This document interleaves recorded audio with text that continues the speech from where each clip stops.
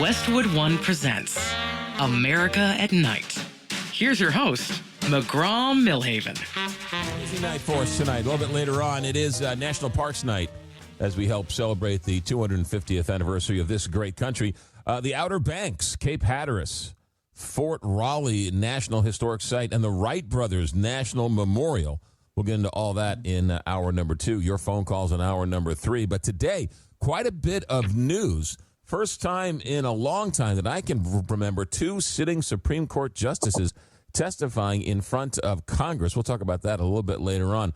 But the issue and the story of the day, and probably for the rest of the summer, is the shootings of ICE officers to 2 people, one in Houston and one in Maine, who, one, were not the target of the investigation and the fallout from all of that. Mike Fox joins us. He is a legal fellow at the Cato Institute, the Cato Institute's Project on Criminal Justice. He has extensive constitutional knowledge. He's studied police accountability. He has been a part of a number of U.S. Senate committees on Homeland Security, governmental affairs, governmental operations, and border management. He joins us now, Mike Fox from the Cato Institute. Thanks for joining us here on America at Night. Yeah, thanks for having me. Good to be here. You betcha. First of all, the big news today, I guess, is that ICE has either admitted or it's been reported that they are at least temporarily stopping car stops in the middle of the street. That's at least some type of tacit acknowledgement that they might be doing this wrong, or that there might be a problem with some of the things they're doing. You agree? Yeah, I think that's right. I would say, though, Tom Homan said he characterized this as a short pause rather than a larger policy change. So I think that's sort of what we've seen. When ICE agents killed Renee Good and Alex Preddy, we sort of saw the large-scale invasions of city tactic go away, but it hasn't stopped the killings. So, you know, my view here is what they're saying or implying is they want to sort of focus on training and body cameras. But here's the problem with that. Training and body cameras only go so far, right? If you train officers to do something and they don't follow it, just like DHS currently has an amazing use of force policy. It's just their officers don't follow it and there's no consequences. So if you have great training, but the agents don't follow it and there's no consequences, it's completely useless. And if you have body cameras, but nothing can happen to the agents when they're captured gunning people down in the streets, which has already happened from private cameras in other cases, it's all useless. So we need to focus on ways to hold agents accountable when they violate people's rights and prevent them from doing so in the first place, rather than teeter around the edges focusing on training and body cameras. But these 2 shootings, one in Houston and one in Maine, they're very different in all sorts of ways than the shootings in Minneapolis earlier in the year. Would you agree? Yes and no. I mean, I wasn't at any of them, but I mean, to me, all 4 of them are clear-cut examples of excessive force. 3 by ICE, 1 by Customs and Border Protection, who's largely left out of the conversation. But, you know, I mean, if you look, obviously Renee Good, Alex Preddy were both U.S. citizens who weren't the targets of enforcement operations. They were just targeted presumably because they were, you know, quote unquote interfering, which I don't really give much credence to. Whereas Lorenzo Salgado Araujo in Houston and John Sebastian Duran, I'm not sure if I botched those names or not, in Bedford, Maine, I would argue were largely stopped because of the color of their skin, right? They weren't the targets of these investigations. They were stopped because they look like people who could be targets of an ICE investigation, and that itself is a problem. We'll get to that in a second, but first let's start with the fact that they were unmarked cars and in plain clothes. This conversation came up last night on the show. If I'm driving down the street and an unmarked car starts to track me down and plain clothes people start to run at my car, I'm not going to ask for ID. I'm just going to take off, right? So I think the fact that they don't have any uniforms or marked cars, isn't that just a recipe for disaster? Yeah, 100%. And also, it's worth noting that, you know, yes, of course, ICE had a mandate originally to go after violent criminals, but largely what they're doing now is civil immigration enforcement, which means that these people aren't even the people who are wanted, they're not even wanted for crimes. They're just simply wanted for being in the country illegally. And the idea that we need to have heavily armed, wholly unaccountable street goons driving unmarked cars without uniforms is just ridiculous. These people are they're going after largely. I would argue they should be going after dangerous people, but that's not what they're doing. They're following Stephen Miller's command to go after brown people. So they're just stopping random people in these situations without uniforms, without marked cars, and yet local and state police every single day make traffic stops in uniform in cars, and they don't seem to have this problem. Yeah, it does seem like this is now 4 in the, first 6 months of the year in which this has happened. And as you said, there's these last 2, they were killed. They weren't. It's one thing to arrest the wrong person or to, I don't know. But I mean, they've been killed. I mean, that's the ultimate in. I don't know what even the word is, right? That's the ultimate in sort of retaliation or arrest, right? They're not arresting the wrong person and then throwing them in jail and 3 days later saying, okay, we have the wrong person. They're shooting unarmed people in the street and pulling them out of their car. That seems like it has ratcheted up the law enforcement to a level we haven't seen in this country. Yeah, no, that's exactly right. And I want to, I want to focus the impetus here is on Congress, right? So you have, for instance, Susan Collins, who represents Maine and seems all bothered and disturbed by this. Susan Collins is the chair of the Senate Appropriations Committee. She is one of the most powerful human beings in this country.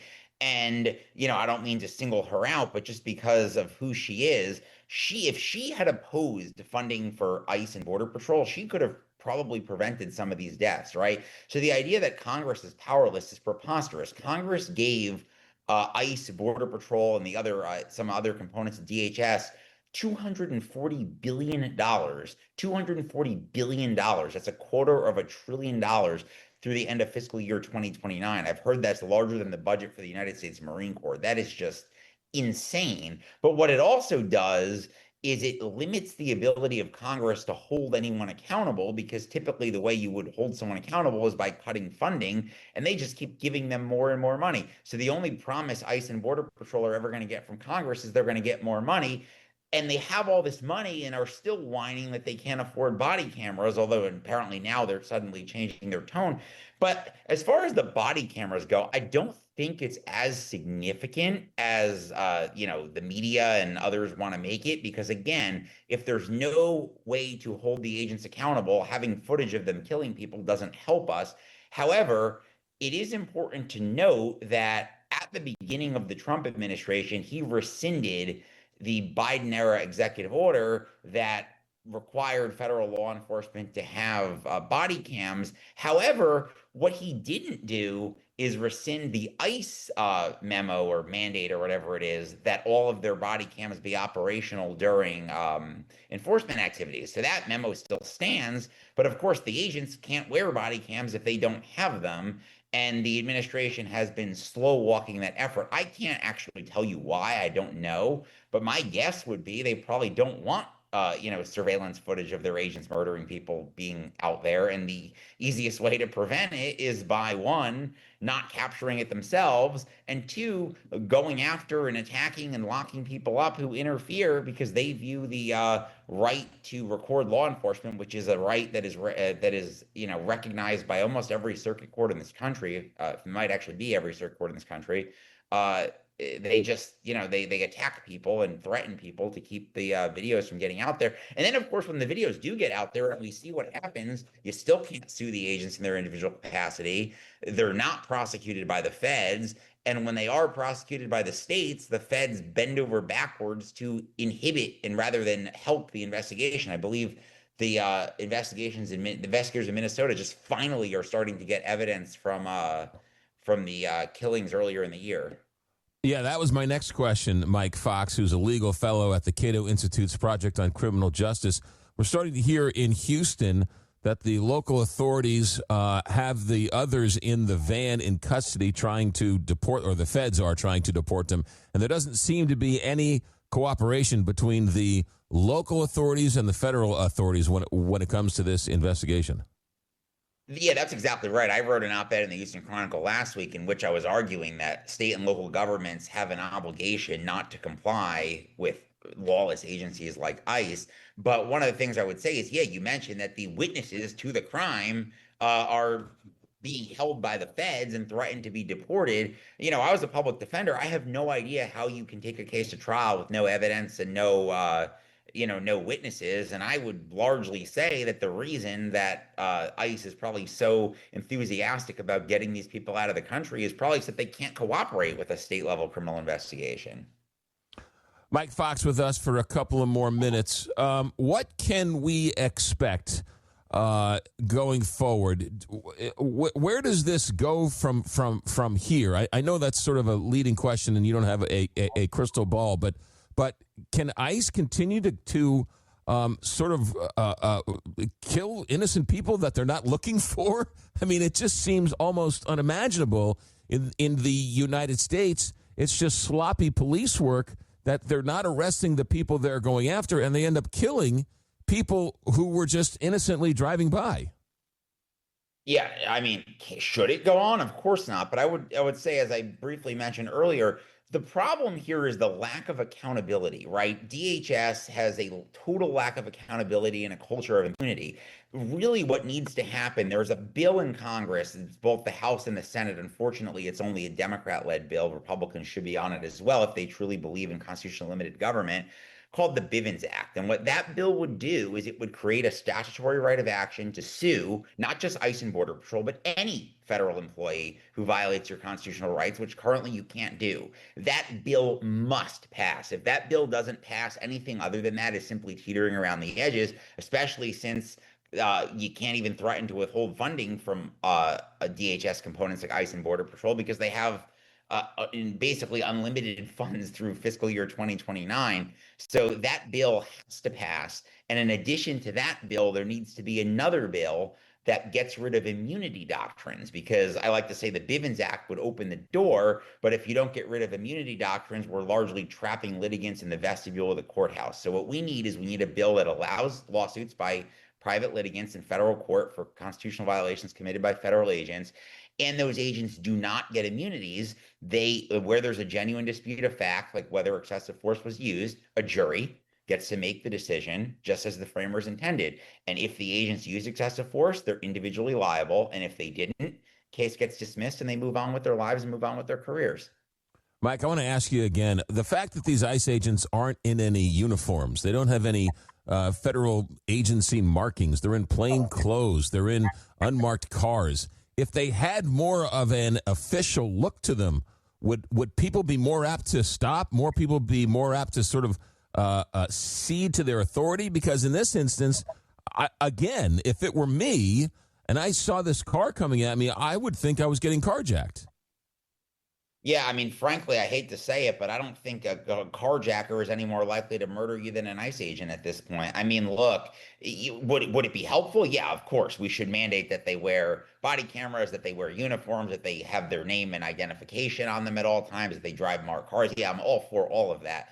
But I don't think that would stop the killings. I think what would stop the killings would be holding them accountable. And holding them accountable is, as I mentioned earlier, the civil litigation, but it's also criminal. Whether I fully understand Trump's Justice Department isn't going to prosecute them. Hopefully, a future president will. I'd imagine the president may try to pardon them, which will pose some interesting issues. But state level criminal charges. But again, there needs to be some type of cooperative agreement. And largely the only way any of this is going to happen is if Congress and largely congressional Republicans are willing to cross the president. And if there's any issue that people who champion constitutionally limited government, which is what I had grown up to believe the Republican Party did, I am not sure I believe that anymore, that would be number one on their list.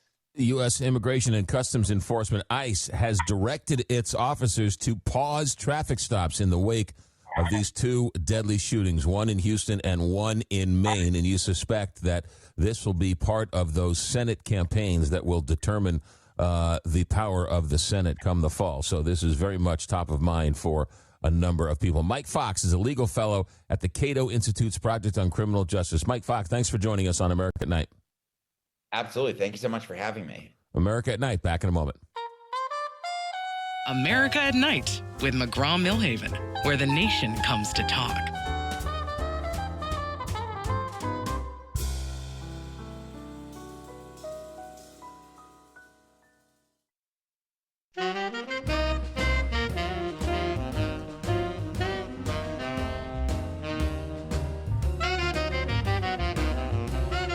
This is America at Night with McGraw Milhaven.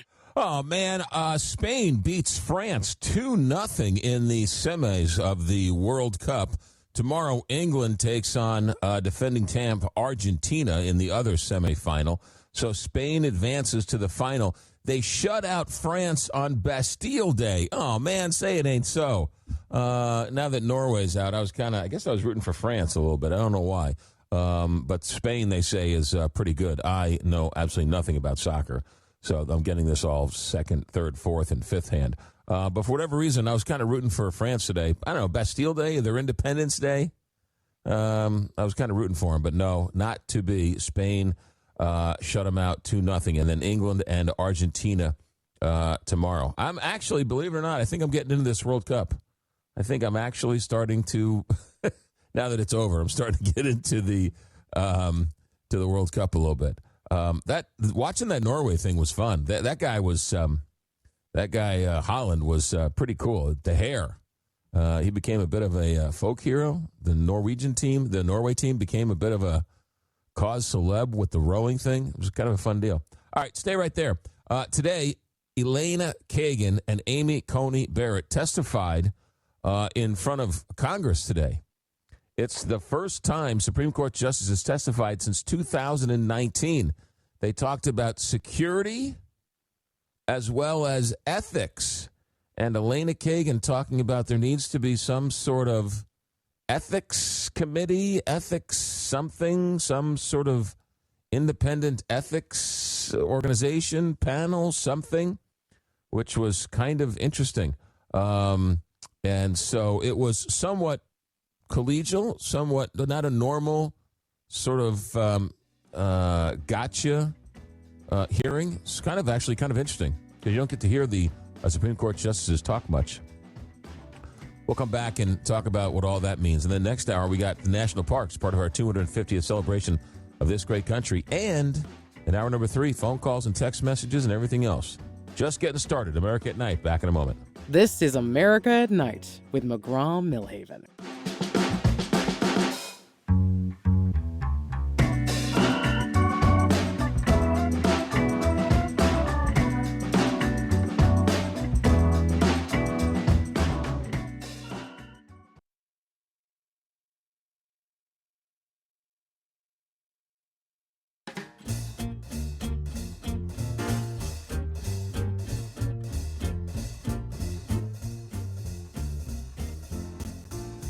Welcome to America at Night with McGraw Milhaven. Well, it's been the last time Supreme Court justice testified in front of Congress was 7 years ago in 2019.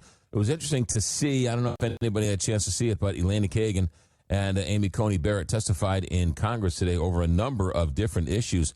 Executive Director of an organization called Fix the Court is here to join us. Executive Director Gabe Roth. Gabe, welcome to America at Night. Thanks for joining us. Thanks so much for having me. Fix the Court is a nonprofit, nonpartisan, national advocacy organization dedicated to greater openness and accountability and transparency in the federal judiciary. We should say that you are a graduate of the Washington Bears University in St. Louis and a master's from Northwestern. Go Bears. There you go. Gabe Roth, what surprised you? What did you take away? What was your takeaway from the testimony today from the two justices? I think a few things. First of all, when you think about the amount of money that the Supreme Court requests from Congress each year, it's 0.1%, some tiny tiny minuscule of the federal budget, but it has grown precipitously. It's doubled over the last 4 years, and a lot of that has to do with security. And we're all concerned about the security of our public officials in all three branches of government and some of the threats that are coming oftentimes from within the government, but that are coming more and more to the fore in this day and age. And it's one thing to sort of think about this in the abstract, but today both Justice Kagan and Justice Barrett talked about their personal run-ins with these threats, whether it's Justice Barrett having to tell her 12-year-old son what a bulletproof vest is because she had one sitting in her house that she had to use on a few occasions, talking about different events that they went to or didn't go to because of security, different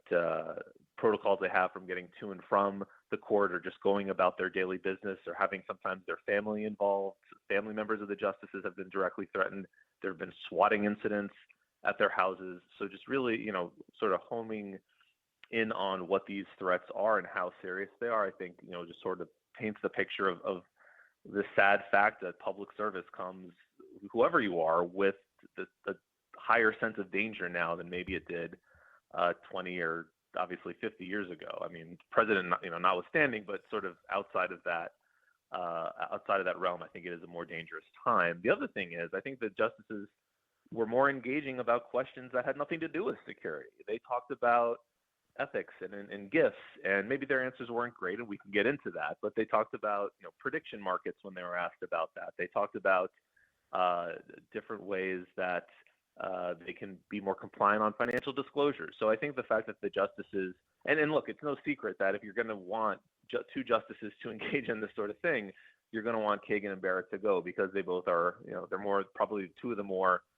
measured justices out of the nine. But I think they did a nice job of engaging with Congress and saying, maybe we don't agree with you on where we need to go on certain issues, but we're going to take it back to the other seven of us and see where we can meet on some of these issues that you brought up.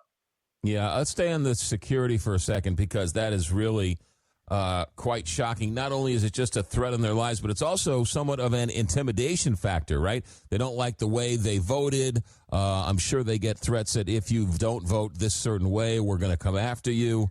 With the internet now, and nobody's really hidden from anything, and privacy is kind of a myth.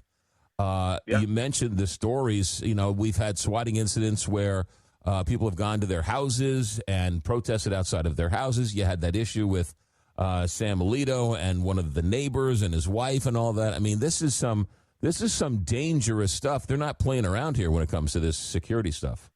No, and it's. I mean, look, this is an issue that I've been raising for years. I mean, I first was turned on to it about a decade ago when I learned through some Freedom of Information requests that the marshals were nowhere near, like hours away from Justice Scalia when he died in Marfa, Texas in February of 2016. It took a while to figure out, okay, can we, say who died and which law enforcement agency do we talk to? Do we talk to the local PD? Do we go to the marshals? And he was, he had a lot of underlying illnesses. He was 79 years old. He was ornery about putting his sleep apnea mask on. So, like him or hate him, no one wished him ill on that February night. And, once he passed away, it took a while to figure out what the hell was going on and what they needed to do. So, after that, some of the security protocols were changed, and the justices couldn't drive themselves to work anymore. I mean, there were other ones like that, but that's sort of the most obvious one. But then, as both Gorsuch and Kavanaugh were confirmed, I would hear these stories about people just saying things or doing and to them and our organization has said since 2019, like, we think there should be Secret Service level protection for the justices. Yes, it is expensive, but if anything happened to one of them, and we've seen the assassination attempts on President Trump and Steve Scalise, the majority leader, was shot, and Josh Shapiro, the governor of Pennsylvania, his house was firebombed. I mean, there's serious threats rising, but the fact that 9 of the most important people in the country didn't have the 24/7 coverage really up until the Dobbs leak in 2022 was kind of crazy to me. So I'm glad that they're moving towards that. It's going to take, it's taking longer than it should for budgetary reasons and staffing reasons. It's very difficult to recruit law enforcement agents these days at the high level that you need to be protecting a Supreme Court justice. So they're using some contractors. So the transition is happening towards this sort of, 8 to 12 people, 24/7 coverage.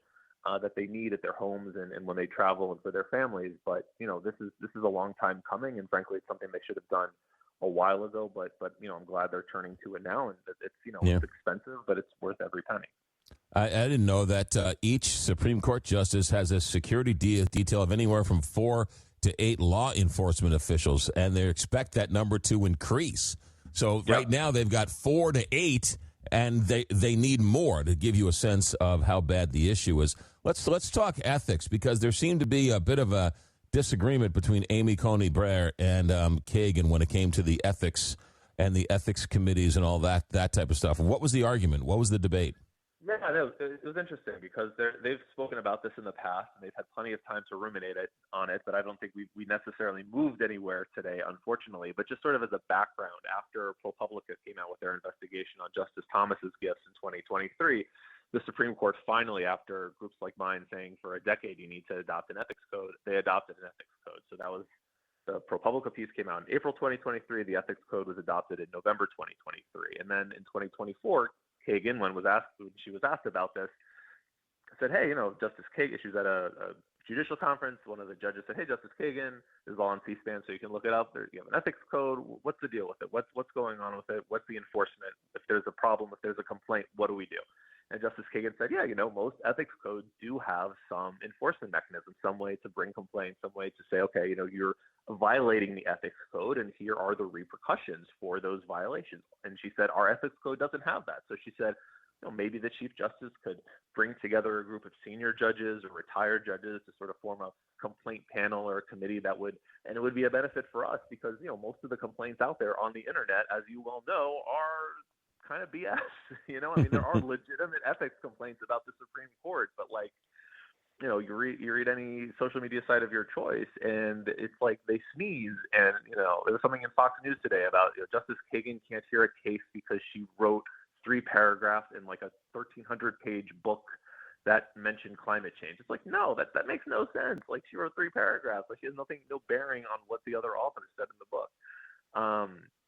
So there are all sorts of cockamamie, requests for recusal. But so I think it would have been, Kagan said this back then and said it again today, there would be a benefit to having this panel of senior retired judges, because they could just tell everybody, go suck an egg. Like, your complaints are, but for the complaints that are real, for the ones about, Justice Thomas's lavish gifts, or Justice Alito's, maybe it was his wife, but flying a upside down American flag as a symbol of distress around January 6, 2021. There are certain real things that, and the liberal justices too. I've found plenty of mistakes on financial disclosures from Sotomayor and from Jackson and some of that. Why Sotomayor couldn't pay for her own Bad Bunny tickets in Puerto Rico last summer? I don't know. That came out on our financial disclosure last month. But I think that for any sort of legitimate concern about recusal issues, conflict of interest, gifts, reimbursement, partisan events, you need to have a place. You need to have an inbox, a place to file a complaint against a justice. The justices don't have it. The 2,400 lower court judges have a very, like a 15-section protocol within federal law that says, what you do in this case, in that case, and what the punishments are, and what the repercussions are. The justices have none of that. They've just got a couple-page code on paper, and it's worth the paper. It's barely worth the paper it's printed on. So there needs to be another level. So the complaints against them get reviewed. Yeah, because they ultimately are their own ethics committee, right? Your own ethics. If you deem you've broken the ethics code, then you call foul on yourself. It's like playing golf. You DQ yourself on the golf course. It's interesting. Gabe Roth with us for a couple more minutes. He's executive director of an organization called Fix the Court. Talk about what they talked about with the emergency docket, because that seems to, for a lot of legal watchers, that seems to be such a big issue and has gotten only bigger. And Justice Kagan and Amy Coney Barrett talked about that today. What did they say about the emergency docket? Yeah, so I think there's like a couple of different layers to this, and I'll try to be as succinct as possible. But basically, the Supreme Court gets about 5,000 petitions a year. It hears about 60 cases a year through normal course. So briefs on one side, briefs on the other side. Eventually it goes to oral argument. The justices go away for a couple months and they come out with an opinion. So that happens about 60 times a year. The major cases tend to come out in June. They usually wrap up around June 30th. So a bunch of major cases on, on voting and trans rights and presidential power, those all just came out. But throughout the year also, I mean, even now when the justices have their 3-month vacation, which is ridiculous to have a 3-month vacation, but that's probably a conversation for another time. There are petitions that can come up through what's called the emergency docket or the shadow docket, where a party says, okay, hey, I lost below, but it is an emergency. And even though I lost below, I'm not going to wait because there's 3 layers of court, right? There's the trial court, district court, the appeals court, called the circuit court, and then the Supreme Court. But sometimes, plaintiffs or defendants want to skip the normal process and just go straight to the Supreme Court after they lose the first time. And the Supreme Court can just deny it and say, forget about it. Just go through the normal process. On average, it takes 6 years for a case to come to us, the Supreme Court. So you should go through that process and wait just like everybody else. But the Trump administration has constantly said, oh my God, it is an emergency. If we don't fire these members of the Department of Education, or if we don't put these trans prisoners in a prison that doesn't conform to their gender identity, if we can't do that, then it's just irreparable harm to us. And obviously that's, hyperbole I guess I'm biased, but I think it's hyperbole. But the Trump administration keeps winning. The justice is saying, oh my God, it is. We got to uphold the executive order and then wait for it to percolate below. Well, once that's happened the first, 5 or 10 times, the Trump administration is going to continue to do this. And that's what the discussion was about today. It was saying, the members of Congress, rightly so, were saying, look, you're giving the Trump administration all this extra power through this emergency docket that's really supposed to be for like executions and things where like if you don't turn the boat around, it's going to crash into an iceberg. And so it's what the Trump administration has been using the emergency docket or the shadow docket or the interim docket, whatever you want to call it, to sort of get wins early on in the process. And that's really not how our American court system should work. There's supposed to be a trial. There's supposed to be an appeal. That whole thing percolates over several years. And the Trump administration is just, going around the monopoly board, not stopping at any of the properties and just going straight to go. And unfortunately, the Supreme Court is rewarding this behavior by ruling in their favor something like 88% of the time. Two more questions. Did Kagan or Coney Barrett comment on the shadow docket at all, or did they duck those questions? No, Barrett said, look, we always have to hear these appeals. You may not like the outcome, but if someone comes to us on the emergency docket, we have to either grant or deny it. And, that's true, but they should be denying it more. There should be a higher bar. There's like these 4 factors that have to, irreparable harm, chance of success on the merit. Like these factors are very strict and they're just like blowing right by them. Like she didn't give the second half of the answer. Yes, something comes up on the emergency docket, you have to respond, but you don't have to give 88% of the time a win to the Trump administration. Kagan said, look, and Kagan's answer was like, look, we are bad. She clearly doesn't like what's going on. And she's really been pushing, you could sort of read between the lines, pushing internally saying, look, I'm not going to change.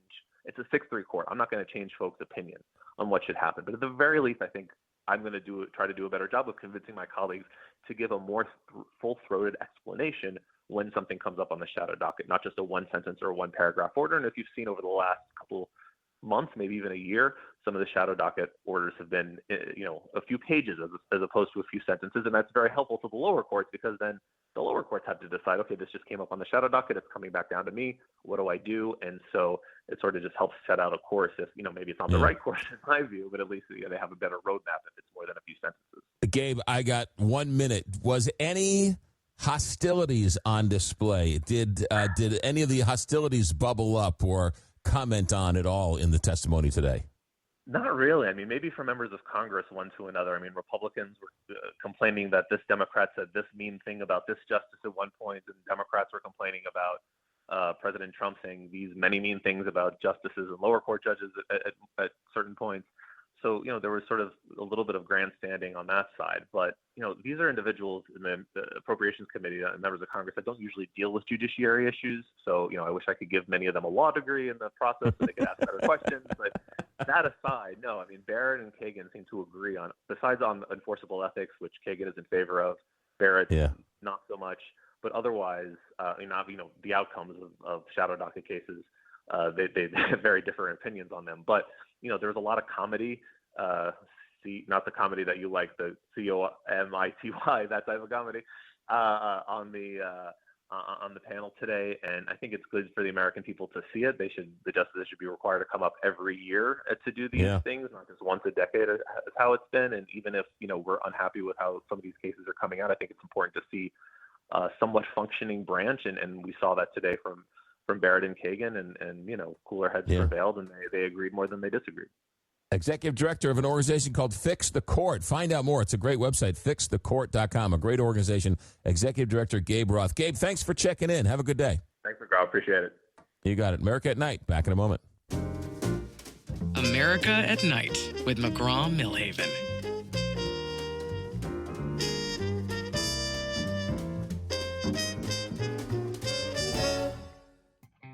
This is America at Night with McGraw Milhaven. All right, don't forget, we've got voicemails. You can always leave a voicemail when we're not here. 1-844-2-McGraw, 1-844-262-4729. People were complaining that they were listening to the show on tape delayed and couldn't call in during the live open hours. Always welcome to leave a message. Alex will rack it up. We'll put it on a cart, and we'll hit play. 1-844-2-McGraw, 1-844-262-4729. We got a stack of text messages to get through, and, of course, phone calls are right ahead. Stay right there. We are just getting started. Next hour, it is part of our 250th celebration. Our National Park series continues. We're going to talk about Cape Hatteras and Fort Raleigh National Historic Site and the Wright Brothers, where they took off from Kitty Hawk, North Carolina, is a national park. I did not know that. So we're all going to learn together about North Carolina and the Outer Banks.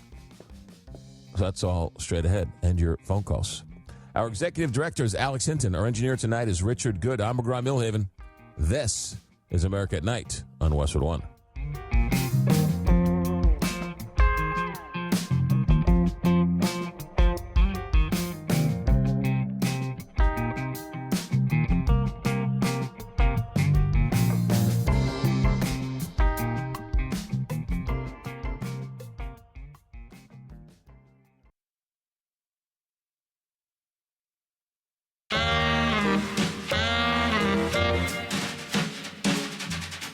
Westwood One presents America at Night.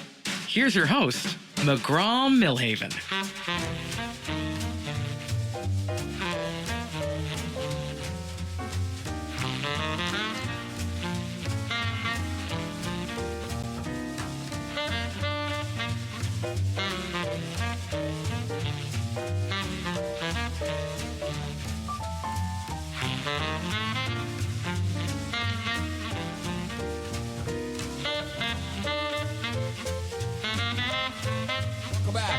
America at Night, McGraw Milhaven here. And we took off a week because, somebody had to go on vacation. But we are back on schedule with the national parks and celebrating America's 250th anniversary. We have a treat for you tonight. We've got not one, not two, but three national park sites. And it's all under the director of Bryan Burhans, director of the Outer Banks Forever. Bryan, welcome to America at Night. Thanks for joining us. Oh, McGraw, thank you for having us. Pretty excited to be here. You betcha. Cape Hatteras, Fort Raleigh, and the Wright Brothers National Memorial. They're all three different ones, and you're the friends group for all three. How is this all set up? Yeah, exactly. So we're the friends group, and of course the Cape Hatteras is much larger, about 77 miles long, from basically south of Nags Head all the way down to Hatteras or Buxton. And then you've got Wright Brothers and Kitty Hawk or Kill Devil Hills, and then right across the sound a little bit in Manteo is Fort Raleigh National Historic Site. So we have all three of those parks, and it is a blast. How did you get involved with all this? Applied for the job. So, I've always been in conservation, been a fan of history. As a pilot, I've always been into aviation. And I was looking to come to North Carolina. My son, grandson, daughter-in-law live in North Carolina. And this opportunity came up about a year and a couple months ago. And here I am, living in paradise. There you go. So you found the job on Indeed, and they answered your call, and there you go.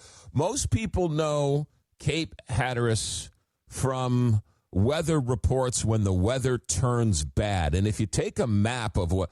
It's amazing Just give us a sense of the National Seashore and how you get there, how it works, the roads, the boats, the ferries. Give us that sense right off the top. Absolutely. Number one, to get on the Outer Banks, you're not going to do it by accident. You got to come here on purpose. There's only a few ways in. You can take a ferry to the south and come in from the mainland of North Carolina, or you can come in through the highway that comes through Manio onto the Outer Banks, or you're going to come from the north, which is your Norfolk area, Virginia Beach. Norfolk is our nearest airport. A lot of people come in through there. And, you can be from, Cape Hatteras to, say, Kill Devil Hills. It's about an hour and 15 minutes. It's a good drive, but it's some of the most amazing scenery. Cape Hatteras, I tell people when I run into them, the visitors, I said, if you really want to see the real Outer Banks, you've got to go to Cape Hatteras. I'm looking on the map here. Route 12. It looks like it's one road in and one road out, and it seems like it's literally a landing strip of a road. Yeah, I heard it described the Outer Banks as a little drizzle of sand out in the Atlantic Ocean a little bit. It gets very narrow as you get down into Cape Hatteras. You can see the Sound and the ocean. They're both right there. I had one individual, she came here from Bermuda. It was her first time. She went down to Cape Hatteras, and she said, I thought I was on the moon. It was such an amazing place. And it is truly gorgeous with so much history packed into it. Can you stay on the island, on Hatteras Island? Is there any, convenience shop? Is there a T-shirt shop? Can I buy a magnet? What's there on that sort of triangular island at the end of it? Yeah, you've got the town of Buxton, and below that is Frisco. There's plenty of places to stay. There's great restaurants down there. You can buy all the T-shirts you want, no problem at all. It's a beautiful area. And in fact, I always equate that Buxton, Frisco area to kind of more the historic Outer Banks. You get the glimpse into, when you get up to Kill Devil Hills and Kitty Hawk, it's more built up vacation homes. But as you go down south to Buxton, I call it the real old-timey Outer Banks. Wow. Really fascinating stuff. Give me some of the history, because there's a whole lot of history going on there.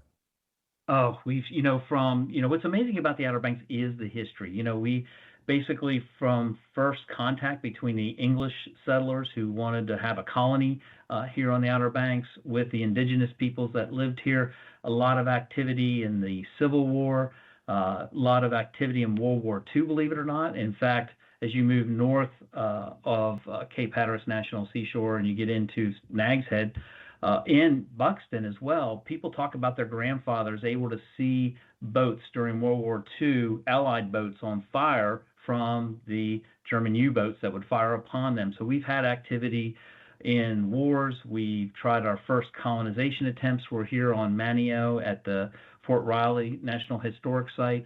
That's where the Lost Colony, probably one of the most famous stories you'll hear about the Outer Banks is the Lost Colony, is actually a play that's been ongoing for decades that you can go see.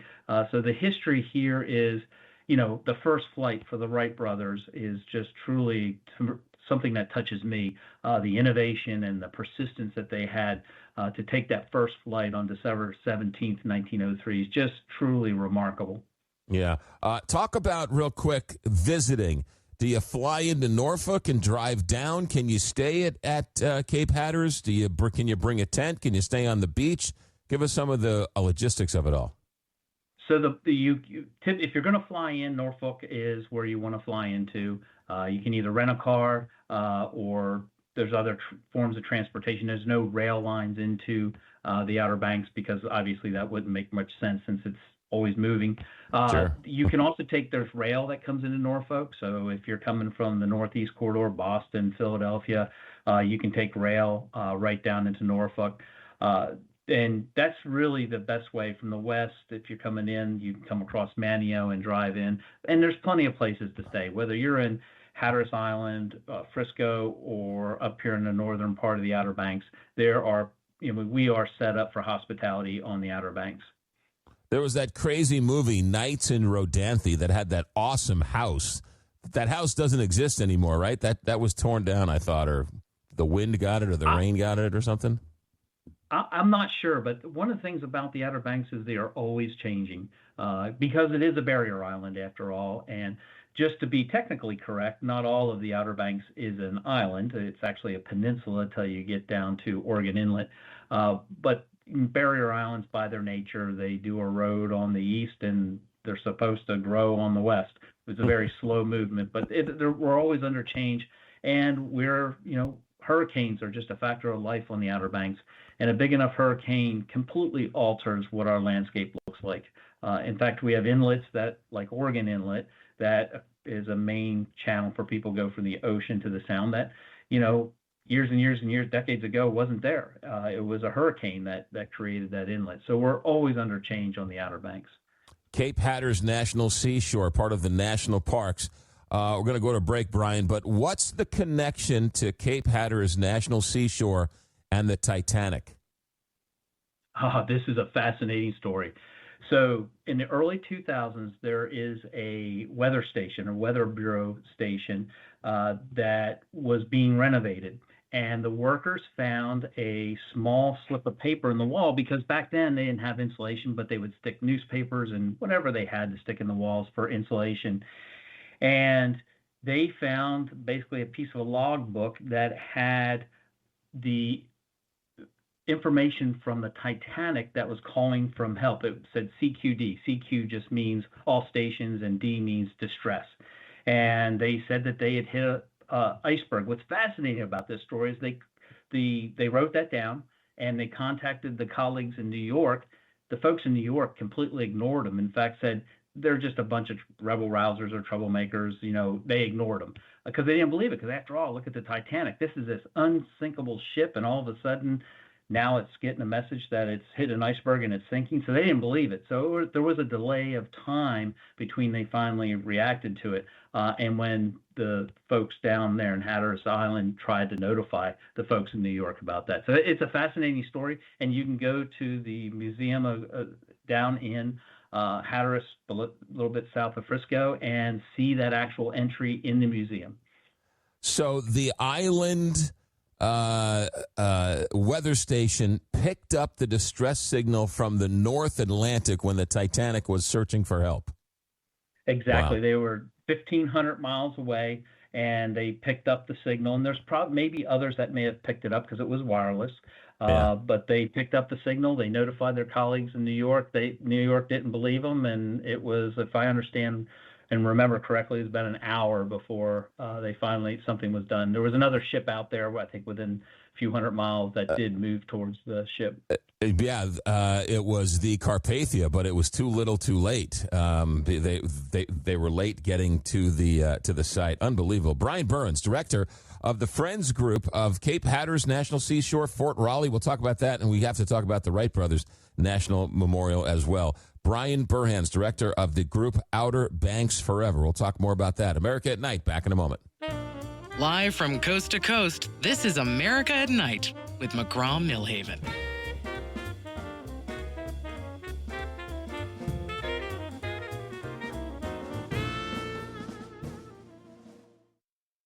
Welcome to America at Night with McGraw Milhaven.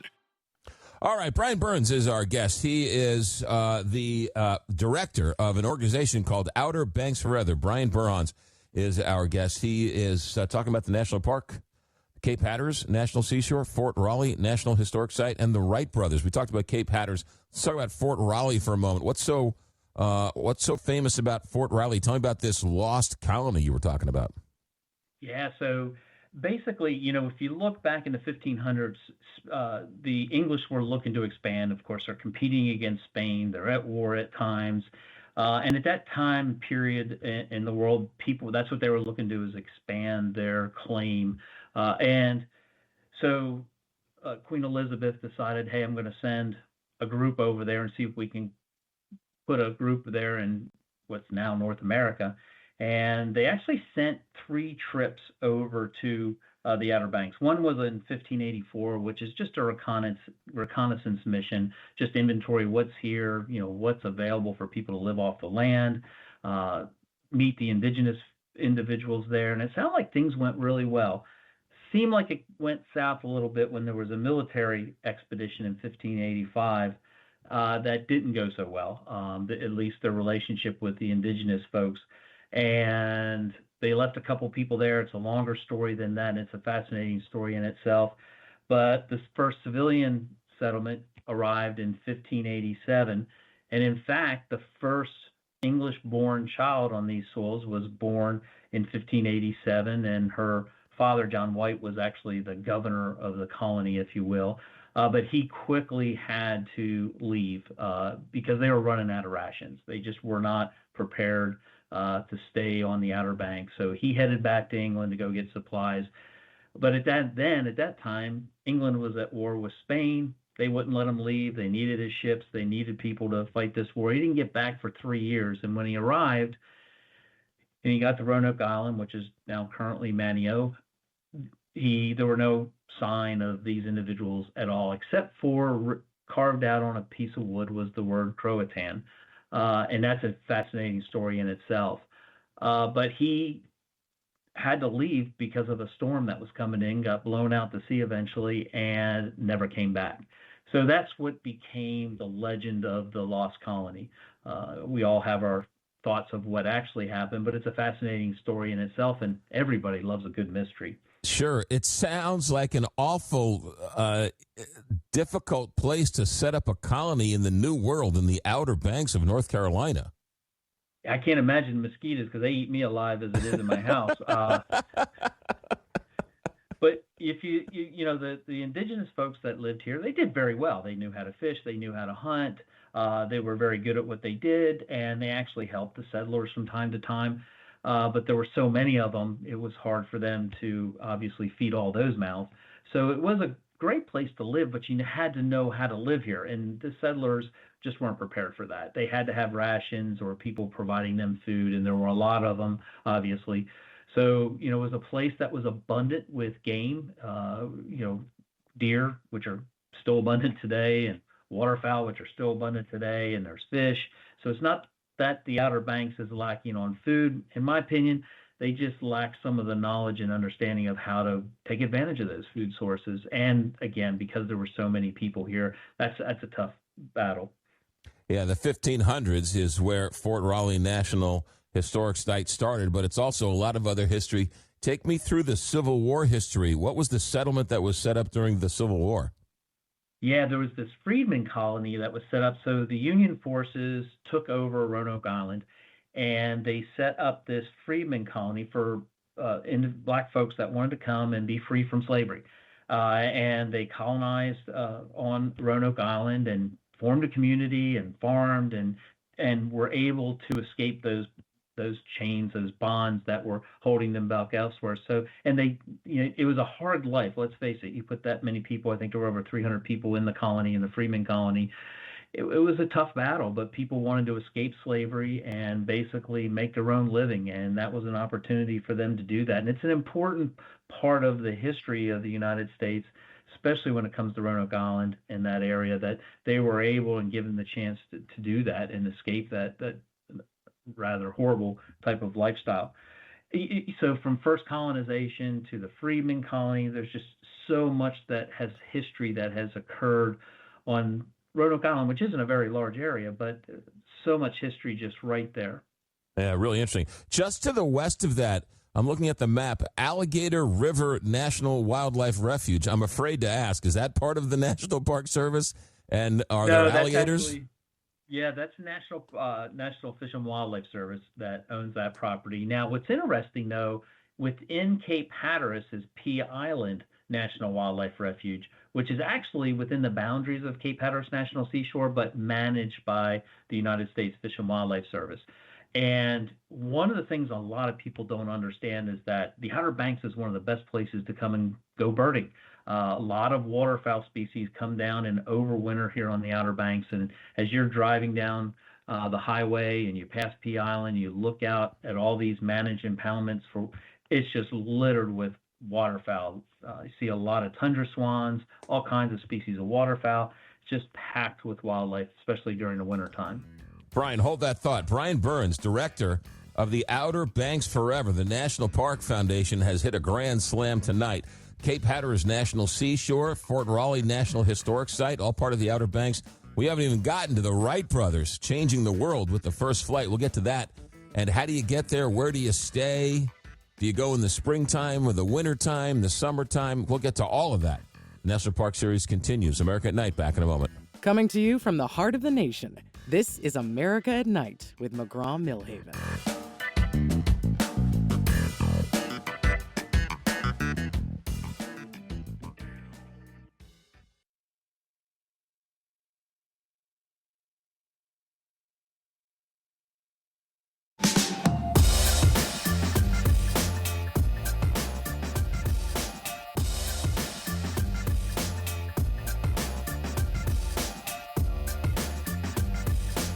Welcome back to America at Night. All right, our guest tonight is Bryan Burhans, director of the Friends Group, Outer Banks Forever, Cape Hatteras, Fort Raleigh, and the Wright Brothers. Bryan, we haven't even gotten to the Wright Brothers. Talk about Kitty Hawk, North Carolina. I didn't know that was a national park, but it is. Tell me about it. Why did the Wright Brothers pick that spot? What was so special about that spot? Yeah, there was very specific reasons. One, it had consistent winds. That was the biggest factor that the Wright brothers needed to be able to launch their aircraft, was a good headwind, and it was consistent. And anybody who's been in the Outer Banks knows it never stops blowing here. It is always windy.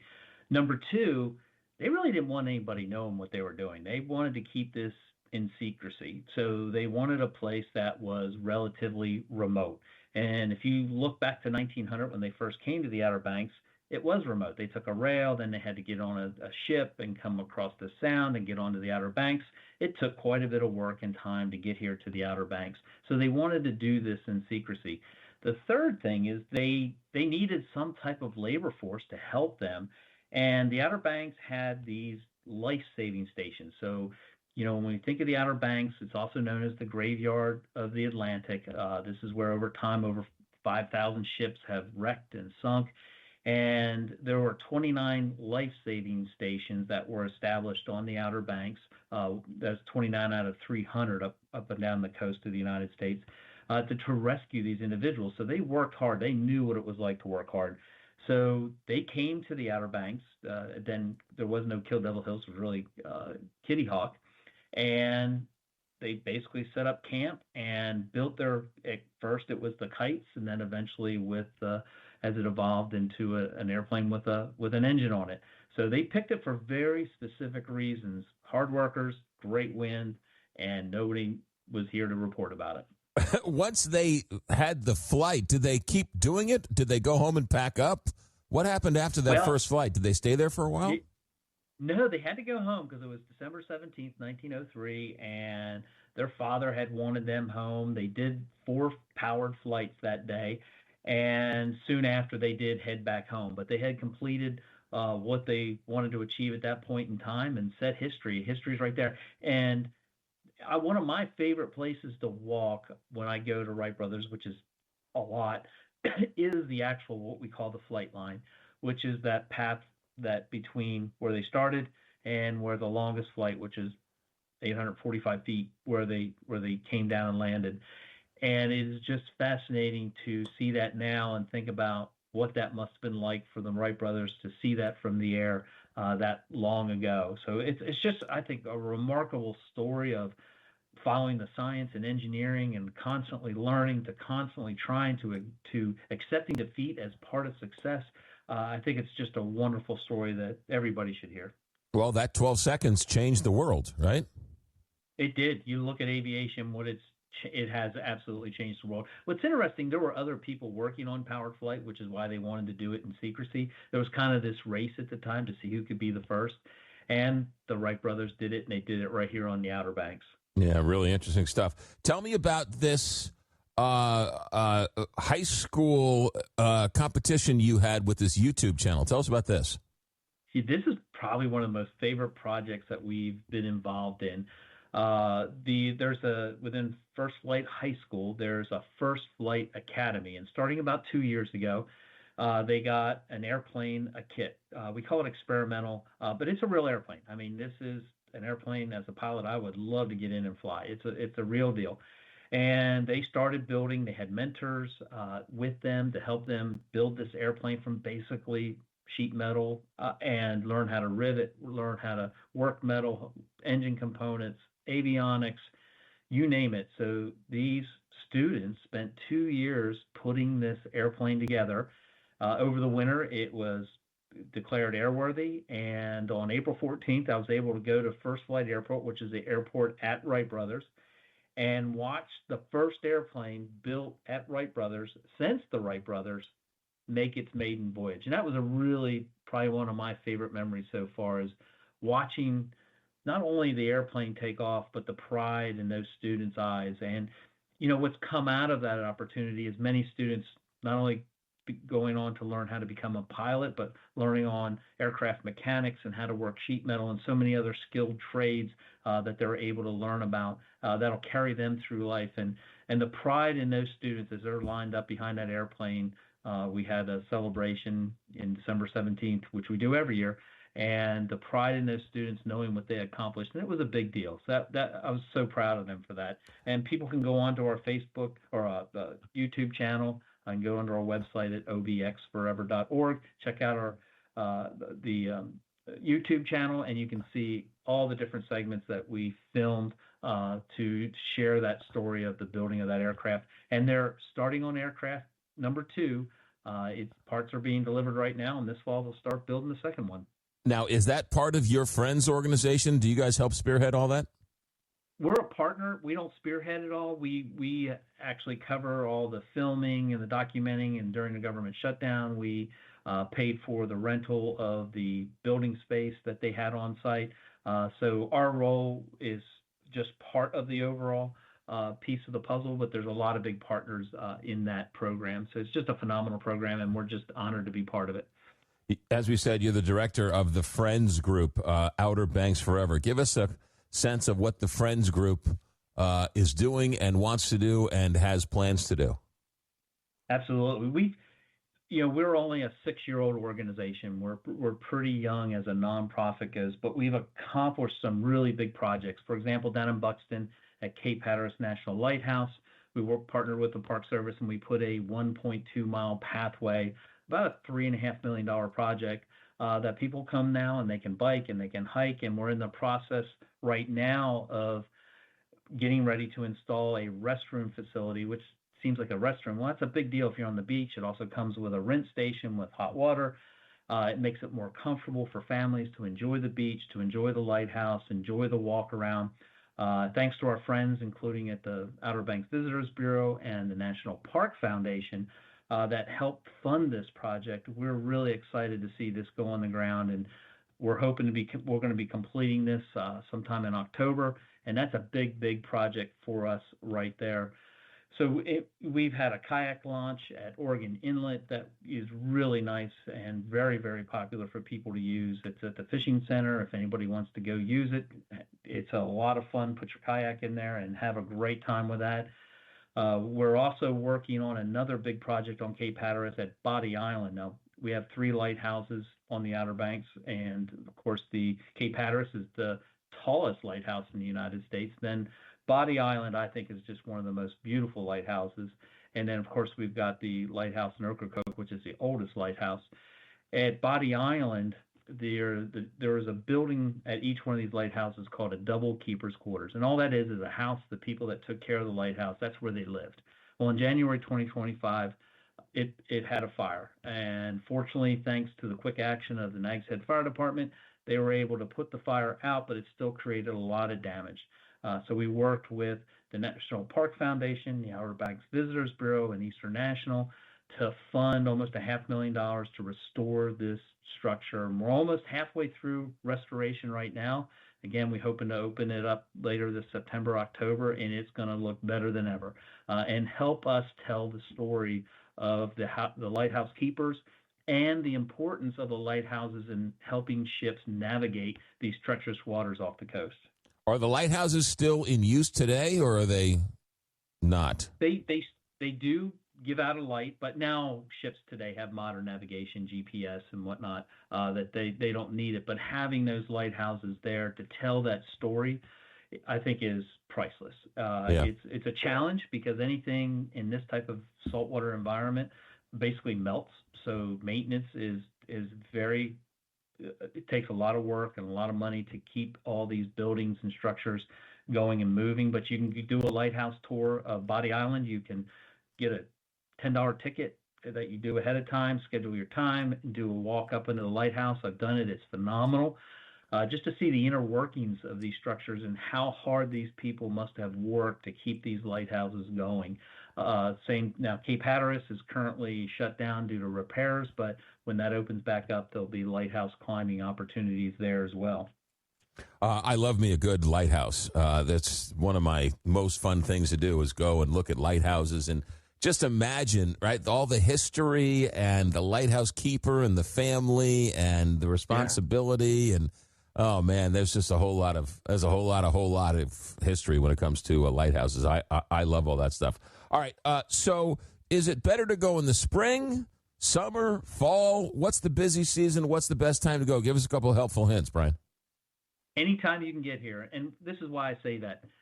January, February, March, it can be really quiet here, and even though I'm absolutely against cold, it does get cold here, and we're in northern North Carolina after all, and I am completely against the cold, but I toughed it out this year, made it through. But the summer is the summer. It's hot. I call it severe clear all the time. It's sunny all the time, not all the time, but it's sunny, especially from the Northeast. We're used to a lot of cloud cover. It's not here. It gets warm, but the ocean helps moderate that temperature, and there's always a wind blowing, so it's fairly comfortable. I love the fall. Is one of my favorite times on the Outer Banks. Spring, can't beat the spring here. And even up through December, there's always activities going on here on the Outer Banks, whether in town there's activities. We have a seafood festival in the fall. I love the fall time. It's very comfortable. Fishing can be pretty good.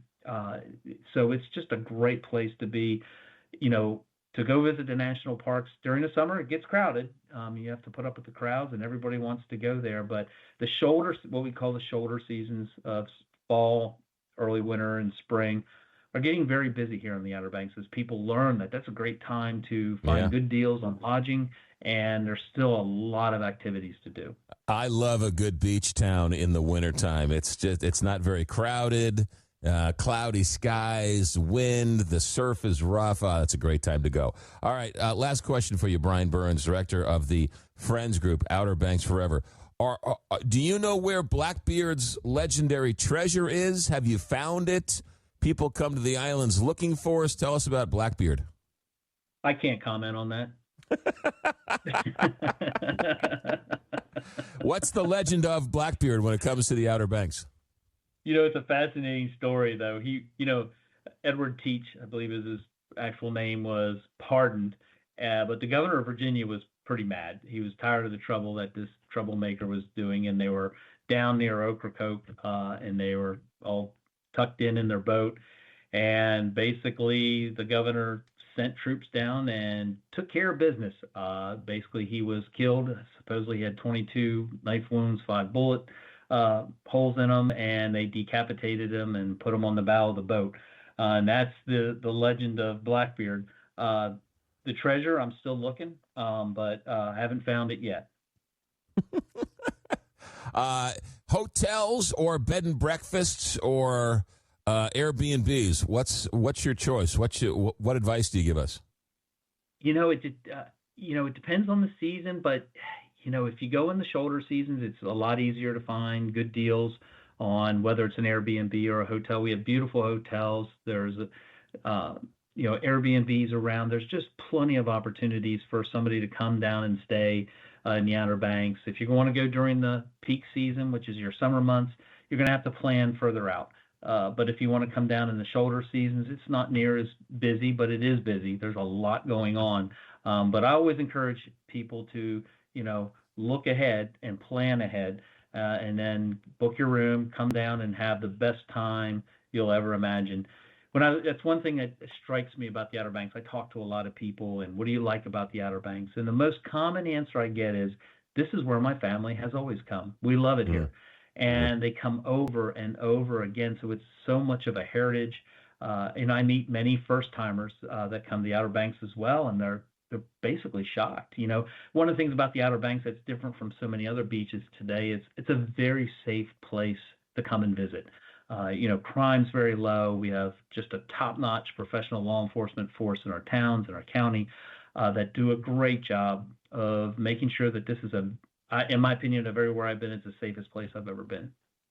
Bryan Burhans, director of the Friends Group, Outer Banks Forever. What's the website for people to join, sign up, find out more, Bryan? Absolutely. obxforever.org. So OBX is the short 3-letter abbreviation for Outer Banks. So obxforever.org. So jump on our website. We have a free newsletter. Donate. Get involved. We have so much to do. When we're dealing with national parks and this maritime environment that we're dealing with, we can't keep these buildings going using a bake sale. It takes real funding, and I'm so grateful to the donors that Outer Banks Forever has and all of our partners that we've had, that we've been able to raise good money and do great work, and we want to grow that and do more. Bryan Burhans, director of Outer Banks Forever. Bryan, thanks for a fascinating hour. I learned a whole bunch. I'll put it on my bucket list. When I'm out there, I'll knock on your door. Maybe we can go have some good seafood together. How about that? That'd be great. And we'll go look for Blackbeard's treasure as well. There you go. There you go. Bryan Burhans, director of the Outer Banks Forever. Thank you, sir. America at Night. Back in a moment. Where America comes together for a nightly conversation. America at Night with McGraw Milhaven. Coming to you from the heart of the nation, this is America at Night with McGraw Milhaven. All right, straight ahead, we got open phones, some voicemails, text messages, all that straight ahead. Let me leave you with this little nugget of information. So we were talking about this hour about Kitty Hawk, North Carolina, and Orville and Wilbur Wright, who were bicycle mechanics, right? They owned a bike shop in Ohio, and they got this crazy idea that they could build a plane. And so they built the plane, and as you heard our guest say, right, found Kitty Hawk, North Carolina, and used it for the wind, and it was a out-of-the-way place, so they could do it in secret and private. And in 1903, right, had a 12-second flight that changed the world. So we know the history of flight, right? And that was 1903. And 66 years later, in 1969, man landed on the moon. It took 66 years to go from 12 seconds in air to an American landing on the surface of the moon. Think about that for a second. Think about the technology leaps in 66 years to go from 12 seconds to landing on the moon. It's pretty amazing stuff. But listen to this, and this has always fascinated me. Charles Lindbergh, right? In between 1903 and 1969, Charles Lindbergh, right, his historic flight over the Atlantic Ocean. Do you know that Charles Lindbergh knew both Orville and Wilbur Wright and Neil Armstrong? I think that's amazing. I'm sure other people knew, but the fact that the flight goes from 12 seconds to the moon in 66 years, and Orville, the man who invented it, and the man who landed on the moon, the same guy knew the man who invented it and the man who landed on the moon. That is an amazing story. To me, that's what makes America great, among the million other things. But great little history trivia question for you. I got another trivia question for you that I found out today. Stumped everybody in the office. I'll get to that next hour. Our open phones segment. 1-844-262-4729. Our executive director is Alex Hinton. Our engineer tonight is Richard Good. I'm McGraw Milhaven, and this is America at Night on Westwood One.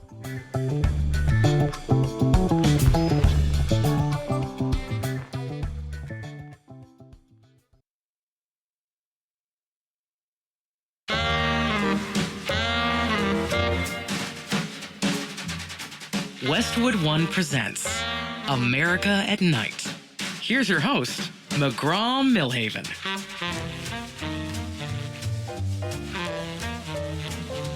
Open text messages, and we've got voicemails. A couple of bits of news tonight, and then we've got my trivia question, then we'll go straight to the phone calls. 1-844-2-McGraw, 1-844-262-4729.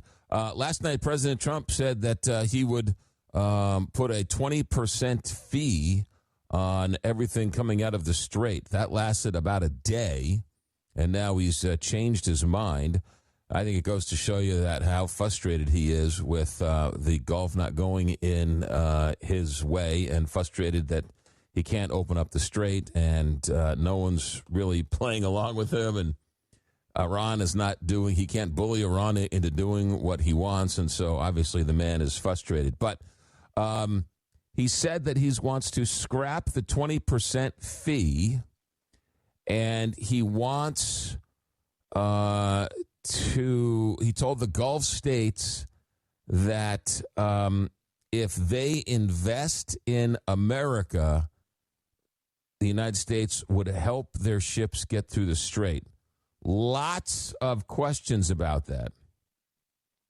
He says, I've decided to replace the 20% United States reimbursement fee with trade and investment deals that the various Gulf states will be making into the United States. He said on social media, those investments will be massive, but at the same time, extraordinarily good for them and their future.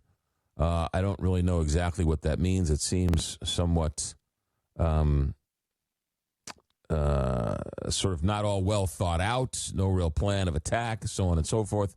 But the idea of that toll on boats through the Strait of Hormuz, that was scrapped after, 24 hours. Phone numbers are as follows, 1-844-2-McGraw,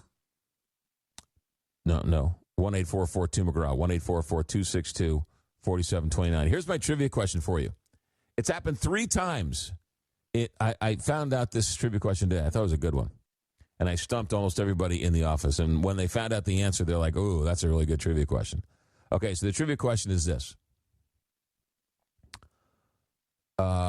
There's 3 movies, but we'll go with the first movie. The first movie to have one character played by, this is convoluted. Let me see if I can get this right. The first movie ever to have the same movie, one character in the movie portrayed by 2 actresses or actors, and both of those actors playing that same character in the same movie were nominated for an Academy Award. It's happened 3 times in the history of the Oscars. 2 times very obscure movies that you might know, but I didn't know. But the first time it happened, it was a very well-known movie. A very well-known movie. One character is played by 2 actors or actresses, and both of those actors or actresses were nominated for an Academy Award. Matter of fact, I think one of them won one. If you don't get it, I will tell you at the bottom of the hour. Remind me to tell you at the bottom of the hour. You can text you can text in 1-844-2-McGraw, or give us a call if you think you know the answer. 1-844-262-4729. But that is a good trivia question. Let's go to Bill in Wyoming. Bill, thanks for holding on. Welcome to America at Night. Sure. McGraw, I think that, most Americans are aware of the fact that we call the first 10 amendments to the Constitution the Bill of Rights because it supposedly enumerates our rights, okay? Yes. But there are several of them that most people couldn't name if their lives depended on it, is what they actually say or what they actually have to do. And the 7th Amendment is one of those. The 7th Amendment, I'll just real quickly read it, it's not very long, says in suits at common law where the value in conspiracy or controversy rather shall exceed $20, the right of trial by jury shall be preserved, and no fact tried by a jury shall otherwise re-examined in any court of the United States than according to the rules of the common law. Well, okay, basically the 7th Amendment guarantees the right to a jury trial. No, that's not it at all. It's not about criminal law. It's about civil law. Okay, but it guarantees the right for a jury trial in federal civil cases. Criminal law criminal law does not fall any longer under common law. Okay. What's your point? Okay, my point is that if we were to actually go back and since this particular amendment is still in force, even though it's largely ignored and obviously partially misunderstood, then basically what it would do, it would give the common man walking around on the street the ability to take little piddly little things in front of a court and get them decided by a jury and then actually have action taken on them versus basically just kind of getting screwed, quite frankly. Most small claims courts have a maximum of a couple of $1,000 and a minimum of a couple of $100. Okay, and that's not very much wiggle room when you're trying to actually go into a court and get justice. I don't. I'm lost, Bill. I don't understand what you want. What do you want? You want the Seventh Amendment to go away? First of all, I want the common law to be restored because it's been overthrown in statute over and over and over again. Common law, understood very simply, is common sense. You don't have to know the law. If you're on a common law jury, you do not have to know no statutory law to be able to make a decision in that case because it's not based on statutory law. It's based on common law or common. I thought common law was based on like medieval England or something. Well, yeah, it's where it started. It started out before England was. I mean, it goes way back before England. But the bottom line is that's what our system of justice was originally based on. Now we've got things that are kind of messing things up. Like it used to be, if you were being tried for in a criminal case, and it was a jury trial, that you had to have a unanimous guilty verdict of 12 jurors to be convicted. They've taken that and twisted it around now so that if you don't get 12 people, then instead of calling that an acquittal, which is what it's always been until recently, now we're going to call that a mistrial, which means that now we can try you over and over and over again. Oh, to heck with double jeopardy. We've got multiple jeopardy there. And Bill, that's a wonderful thing that people Bill, you're all worked up tonight. Holy mackerel. Calm down. Calm down. Is this is your biggest issue in America today? Bill? If more people got what? Is this your biggest issue that you face in America today? No, just on this phone call. Oh, okay. All right. I mean, you seem awful worked up about this. I mean, I haven't met too many people upset. I always get worked up when my fellow Americans are ignorant as a stump. Well, then you must be. Law that they're possibly referred to, but they don't have any idea what it says or what. All right, Bill, I appreciate your passion, however misguided as it is. Thanks for calling from Wyoming. Let's go to, we got Danny and Raleigh calling in tonight. Danny, good evening. Welcome back to America at Night. Oh, all right. He's not. All right, let's do this. Let's get Danny. We'll get Danny on the line. We got some texts we want to come in. Let's see. We had some good ones here. I want to get to some of those while we're getting the more phone calls here. How often must you say sort of? It's annoying verbal tick as in you know, and the worst of all, like. Geez. Americans who can't speak without crutch words are still getting public speaking jobs. Unbelievable. That is from Chicago. This one's from 402 in Nebraska. Whatever happened to Theo Lewis Clark? Theo Lewis Clark's taking the summer off. So hopefully he'll be back in the fall. California checks in. Thank you to all at America at Night with McGraw Milhaven for making the world a better place. Thank you, California. Another one in California. No Scott. Keep him off the air from Mary in Modesto, California. Here's another one. Carol in Naperville, Illinois. A few weeks back, a caller asked you your top 3 books. One that you shared was The Tender Bar, written by your cousin about your family. I didn't read the book, but I love the movie about the bartender who becomes a father figure for his young nephew, JR, who grows up in the 70s on Long Island and pursues his dream of becoming a writer. Was that 2021 film based on your cousin's book? Are you the young nephew in the story? Please tell us more. Inquiring minds want to know. Carol in Naperville, Illinois. The Tender Bar is the movie was based on my cousin's book, The Tender Bar. My cousin is J.R. Mohringer. He has gone on to write a number of wonderful books. That movie was based on his book. However, I'm trying to be as nice as possible. If you read the book and you watch the movie, you have to wonder if the person who made the movie read the book at all. They took some certain liberties with the book. And it's difficult to turn 350 pages into a 2-hour movie. I understand that.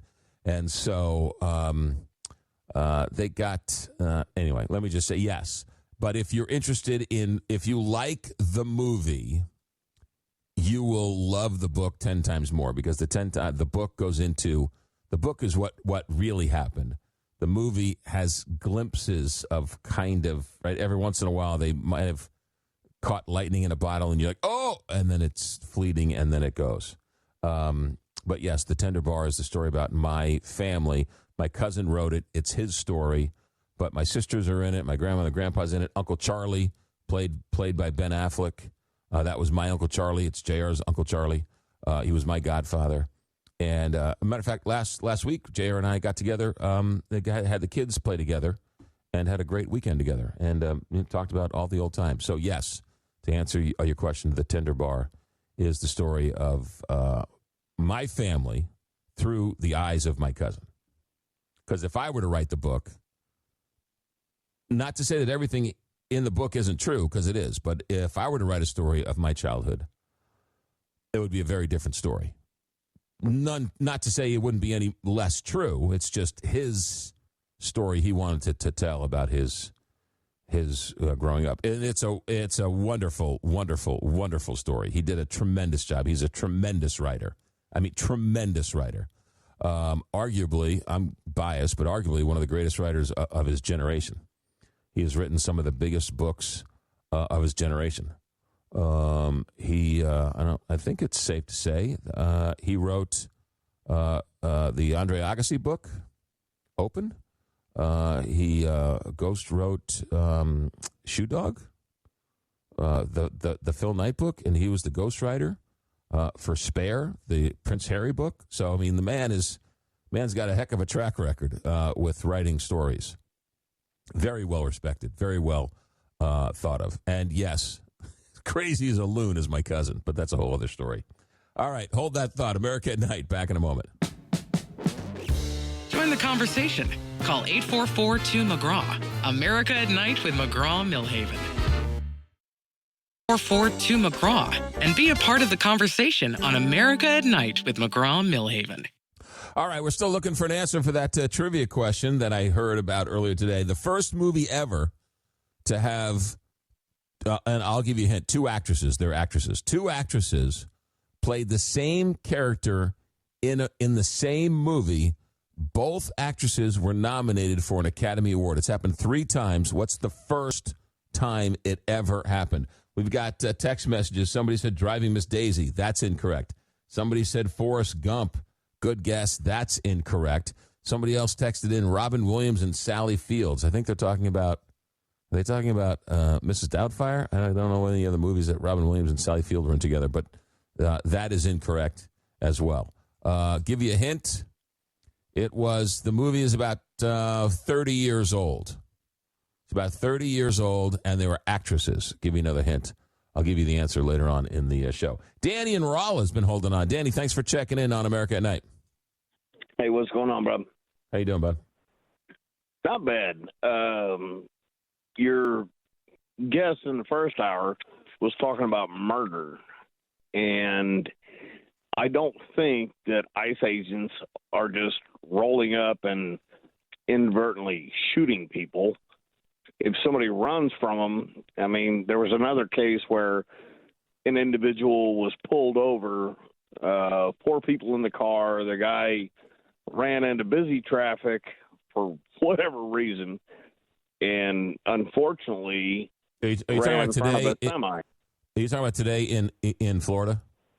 Yes, sir. Yeah. But the one in Maine, I mean, there's still a lot we don't know. There's now the one in Maine. He was driving down the street and the car bumps him, and he does a U-turn to sort of get out of the way or to sort of get away from the car, and then the unmarked ICE car bumps him again. So I don't know if this guy was legally able to work here. He wasn't a target. He wasn't being investigated. He wasn't even the person they were going after. So there's a lot of questions as to why did you go after this guy?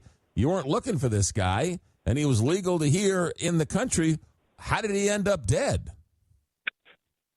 Well, I don't disagree. You need to have more information, but, you know, it's kind of like we talked about last night. If somebody's coming up on you, well, there's a couple of things. One, you know, cliches become cliches for a reason. But if you see some middle-aged guy just walking up to your car, you're not going to freak out, or, you know, most normal Sorry. people. Well, you're telling me. Look. Well, we can agree to disagree. But if I'm sitting at a stoplight and there's a car that starts to bump me from behind or from the side, don't twist this into something else. I was talking about an individual walking up to your vehicle, and if he doesn't have a weapon drawn, no, I ain't sticking around. You're telling me that even if they came in with a squeegee wanting to clean my windows, I'm getting out of the way. Danny, we're going to have to disagree on this one. I got to go. I'm short on time. I got to go. America at Night, back in a moment. Coming to you from the heart of the nation, this is America at Night with McGraw Milhaven.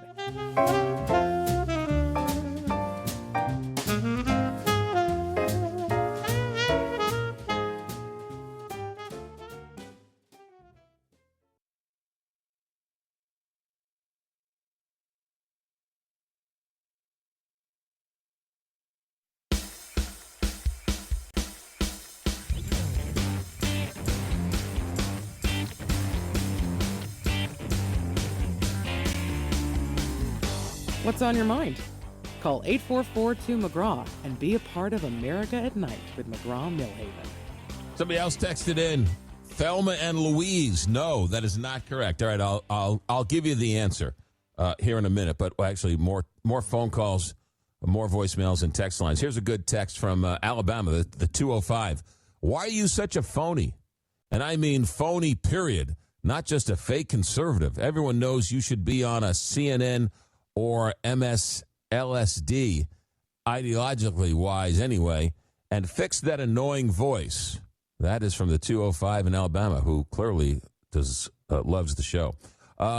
John in St. Louis. How about Jordan Walker, first Cardinal to win the home run derby? I couldn't be happier for him right now. Yeah, how about that? Hey, McGraw, what do you think of crazy Candace Owens' conspiracy theories about Charlie Kirk? You know, I don't know much about Candace Owen. I don't really understand Candace Owen. I know she's some type of internet sensation, something. I don't think anything. I don't think she's a serious voice to be acknowledged or referenced in any way, shape, or form. So I don't. Governor DeSantis can pardon Jim Daley. He just needs to learn. Oh, I read that last night. I'm sorry. Let's see here. All right. Let's go to the trivia question, and we'll go to the voicemails. Okay. Trivia question I heard tonight was a good one. One movie, 2 actresses played the same character. Both actresses were nominated for an Academy Award. It's happened 3 times in the history of the Academy Awards. The movie, You're gonna kill yourself when I tell you. Well, you're gonna be angry with yourself. Titanic, 1997. Rose DeWitt Bukater. Kate Winslet played the young Rose. Gloria Stewart played the older Rose. And Kate Winslet actually won Best Actress. Kate Winslet was nominated for Best Actress. Gloria Stewart was nominated for Best Supporting Actress. She didn't win, but Kate Winslet, I believe, did win for the younger Rose. It happened that's the first time in 1997. It happened again 4 years later in 2001 when this movie Iris, starring Judi Dench and Kate Winslet, were both nominated for playing the same older, younger character named Iris. And then it happened in 2021. The Lost Daughter. Olivia Colman for the older Lita and Jessie Buckley for the younger Lita. So there you go. It's happened 3 times, but the first one was Titanic. Do you want to go back to Titanic? I watched that movie not too long ago. That's a great movie. Gets a little long in the chase scenes when they're in the boat and the boat's sinking. But outside of that, that is a great movie. All right, let's go to get some voicemails here. We got Linda in Kalamazoo, Michigan. Hello, Linda. I've been trying to find a radio station, your flagship station, that broadcasts you live when you are on the air live. And the information that I've been given is a station called KTRS in St. Louis. But when I tell my cell phone to go to that radio station during the hours that you say you are on live, apparently you don't stream live there. What radio station actually carries you from 9 to midnight Eastern time live when you are actually on the air? Yeah, that's a good question, Linda. KTRS, actually, that's my home radio station here in St. Louis. That does not carry us live all 3 hours. That carries our second hour live and our third hour live, and then carries the first hour delayed later in the night. We have local programming that takes precedent, which is an outrage. No, I'm kidding you. Linda, that's a good question. I don't know what to tell you. I don't know what to tell you. I would go to the website, Westwood One, and try and track it down from there. I don't know. We're on about 300 radio stations around the country, and they all have their own quirky little connections and local programming and sports things that preempt the show, and so it's a little bit difficult. If I knew, I would tell you, but it's hard for me to sort of gauge. I apologize, but thank you for keep on listening. And you can always download the podcast if you miss something. You can go to where all podcasts are found, and you can download it each and every night. Let's go to Jane. Jane, welcome to America at Night. I just wanted to say thank you for your programming. Have a blessed week. Short and sweet. Thank you, Jane. Very nice of you to say. Appreciate it. William in Texas. Hello. Just wanted to relate my radio memories. I remember when I was about 7 or 8, my grandpa gave me a little transistor radio. I used to listen to that radio at night, hidden under my pillow, and it opened up a whole new world for me. It was just incredible. All this stuff coming into my brain that I just, wow, this is unbelievable. I love it. And unfortunately, I probably didn't do well at school because I stayed up so late. But it was so much fun, and I have been a radio nut ever since. Love your show. And I just wondered, what was your first radio memory? Oh, boy. Yeah, my first radio memory was going to sleep with my cousin in my grandfather's room, and he would listen to the baseball games. And we would fall asleep to the sounds of Lindsey Nelson, Bob Murphy, and Ralph Kiner. And that was magic to me. That was where I fell in love with radio. I also found myself, to be honest with you, I never, ever thought I could be in radio. never did I make that leap. I always loved radio, but I never said to myself, boy, I'd like to be in radio. I always thought to myself, it was too big of a dream. It was too insane of an idea. It's like saying to yourself, you know, I'd like to go have lunch on Mars today. How do I go about getting to have lunch on Mars today? Right? It was just so out of the realm of possibility that why even think of that? It's ridiculous, because it would never happen. But yet I found myself throughout my life gravitating towards radio.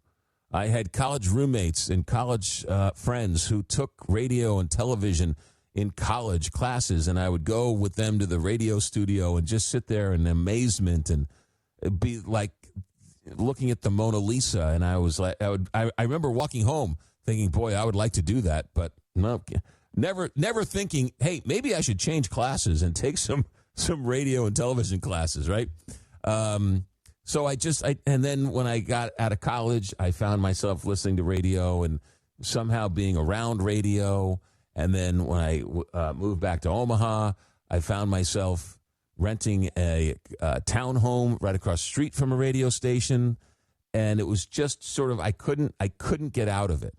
And then eventually my college roommate, God love him, dropped me off one day and said, I've known you for 10 years. All you've done is listen to radio and talk about radio. The radio station's right there. Go get a job. And it was that, a couple other interesting things that happened along the way, but it was that kick in the pants that I walked over to the radio station, and they hired me to start changing tapes at Saturday night for $6 an hour. And that's how it started. So, yeah, I get it. And you know what they say about radio? A lot of people think radio's dead. A lot of people think radio's dying. They couldn't be further from the truth. Not only is radio not dying, not only have they tried to kill radio since they've invented it with, first you had AM, right? Then you had FM. And then you had 8 tracks. Then you had cassettes. Then you had DAT machines. Then you had CDs, records, MTV, boom boxes, streaming, file sharing, right? Napster. They've tried to kill radio. You had mom and pop shops then sell out to the big conglomerates. You've had these companies declare bankruptcy. Now you've got Apple and Spotify and all these things and XM and you name it, they've got it, and they've tried to destroy it. And guess what? They haven't been able to destroy it. Not only have they not been able to destroy it, but I would argue that radio or the spoken word format is having a renaissance like never before. What do you think podcasting is? Right? Everyone wants to be a radio host, and they can't be a radio host, so they're a podcaster. And God love them, do it. Be a podcaster. Be a video radio guy on YouTube or whatever else. That's fantastic, right? I mean, people are starting to sort of realize that being a radio host it's a great gig, but podcasting being what it is, can never, ever, ever take the place of live radio. Can't do it. The interaction with the callers, the text messages, the spontaneous nature, the Mark Simone. I was at this Talkers Convention the other day, a couple weeks ago, last week when I was off. Mark Simone's a famous radio talk show host in New York City. And he was winning an award, and he told a wonderful story. And the story he told was he was on the air one day, and Meryl Streep was there with him. And he was interviewing Meryl Streep. And he had to go to a break, and he goes to a break. Hold that thought, Meryl Streep. We'll be back more with Meryl Streep. And then he goes into a live commercial. So he finishes the live commercial, and they go to a commercial break. And he turns, and Meryl Streep says to him, where's your script? And he says, what are you talking about? And she says, well, where's your script? we just had a conversation on the radio. I didn't see your script. I didn't see the questions you were asking. You went to a commercial. You read that commercial, but I didn't see you reading any script. Where is your script? And he says, I don't have a script. And she said, you've done that all off the top of your head? And he says, yeah, 4 hours a day. What are you talking about? And Meryl Streep, mind was blown. She says, because I know the words on the page. I can't come up with the words on the page. And his story meant to say that, radio is a special talent. It really can't translate to anything else. But it is a unique and special talent. And when done right, and not to say that I do it right, but when done right, there is nothing better than radio. Let's go to Eduardo. Speaking of live, Eduardo is in Tampa. Eduardo, you were on America at Night. Yeah, I'm going to comment about these two recent ICE shootings. I watched the Spanish news at night, and it's been getting top billing. I think the administration needs to be a little bit more communicative about how they're doing these immigration things. And my thinking is that we should not be, pursuing them. I mean, we get their license plate, and then next day or whatever, later in the day, we arrest them if they have a criminal background. But I don't think we should get into this chasing them, and grabbing onto the car door or anything like that, or opening fire. If anything, you could use your electric shock, electric guns. But it's just giving bad PR to the administration.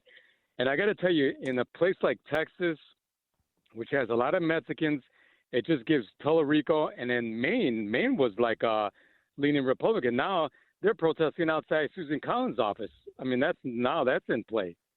Well, Susan Collins is lobbying the administration to stop with the car stops. Look, innocent people who they weren't even targeting have been killed. 2 people have been killed. They weren't even targeting in the last week are now dead. Right.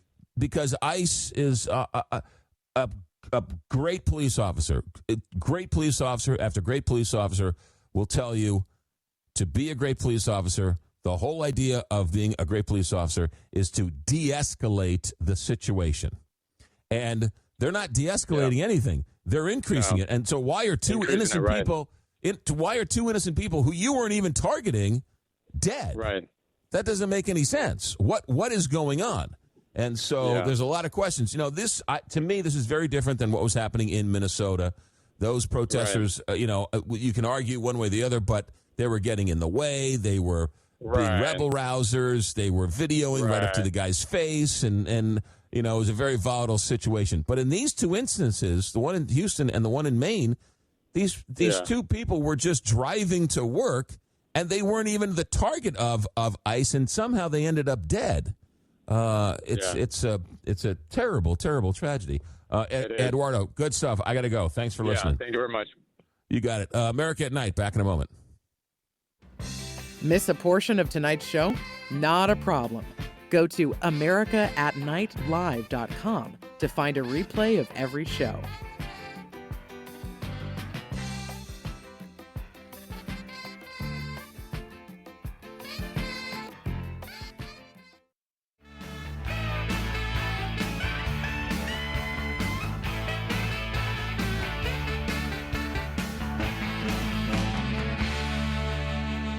America at Night is also a podcast. You can now listen to your favorite episodes wherever podcasts can be found. All right, let's sneak a couple more text messages in here. Let's go to Ronald is in Phoenix, Arizona. Ronald, hello. I think you should do a section on the Communist Party in the United States, because the Communist Party is going to take over. I think that's a good idea. All right, the Communist Party. Is he referring to the Democrats or like the real Communist Party? Like there's a real Communist Party that calls themselves the Communists. I'm a little confused, but I'll take it under advisement. Joe in Connecticut, welcome to America at Night. Good evening, Mr. McGraw. in regard to Mr. Trump's detractors. If you can't attack a man for not being perfect enough, attack him for being too perfect. Okay. Thank you for that keen insight, Joe in Connecticut. You, too, can leave a voicemail. Hopefully you do it when you're sober. 1-844-2-McGraw, 1-844-262-4729. You can text in. You can voicemail in. And when we're live, you can certainly call in, 1-844-262-4729. Everything gets turned into a podcast.